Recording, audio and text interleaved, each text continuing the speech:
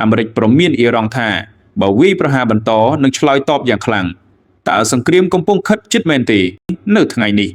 មន្ត្រីជាន់ខ្ពស់ពី United States បានចេញសារព្រមានយ៉ាងតឹងរឹងទៅកាន់អ៊ីរ៉ានបន្ទាប់ពីមានការវាយប្រហារជាបន្តបន្ទាប់លើគោលដៅដែលពាក់ព័ន្ធនឹងអាមេរិកនៅតំបន់មជ្ឈិមបូព៌ា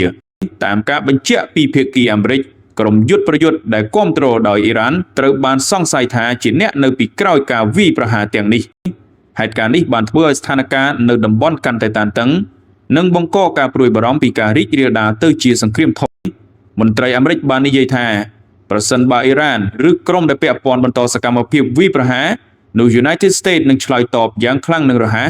ដើម្បីការពារកងទ័ពនិងផលប្រយោជន៍របស់ខ្លួននៅក្នុងតំបន់ជាមួយគ្នានេះកងទ័ពអាមេរិកនៅមជ្ឈិមបូព៌ាត្រូវបានដាក់ក្នុងស្ថានភាព High Alert ដោយមានការបញ្ជូនបន្ថែមនាវាយោធានិងយន្តហោះប្រយុទ្ធវាជាសញ្ញាបង្ហាញថាអាមេរិកកំពុងត្រៀមខ្លួនសម្រាប់ស្ថានភាពអាក្រក់បំផុតប្រសិនបើភាពតានតឹងបន្តឡើងខ្ពស់ខាងភាគីអ៊ីរ៉ានមិនទាន់ទទួលស្គាល់ការចោទប្រកាន់ទាំងនេះទេហើយជាញឹកញាប់បានបដិសេធថាខ្លួនមិនពាក់ព័ន្ធនឹងការវាយប្រហារដែលកើតឡើងដោយក្រុមអាវុធនៅក្នុងតំបន់ទោះជាយ៉ាងណាអ៊ីរ៉ង់ក៏បានព្រមានវិញដែរថាប្រសិនបើត្រូវបានវាយប្រហារនឹងឆ្លើយតបដូចគ្នាអ្នកវិភាគនយោបាយអន្តរជាតិបានបញ្ជាក់ថាស្ថានភាពបច្ចុប្បន្នគឺស្ថិតក្នុងដំណាក់កាលគ្រោះថ្នាក់ខ្ពស់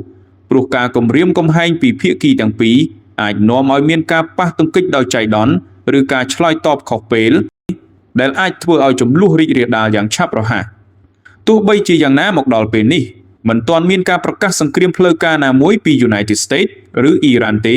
ប៉ុន្តែភាពតានតឹងកំពុងកើនឡើងនិងត្រូវតាមដានយ៉ាងជិតស្និទ្ធស្ថានភាពអាមេរិកនិងអ៊ីរ៉ង់កំពុងក្លាយជាបញ្ហាធំមួយសម្រាប់ពិភពលោកតើអ្នកគិតថាវានឹងនាំទៅសង្គ្រាមពិតទេសូមបញ្ចេញមតិយោបល់របស់អ្នក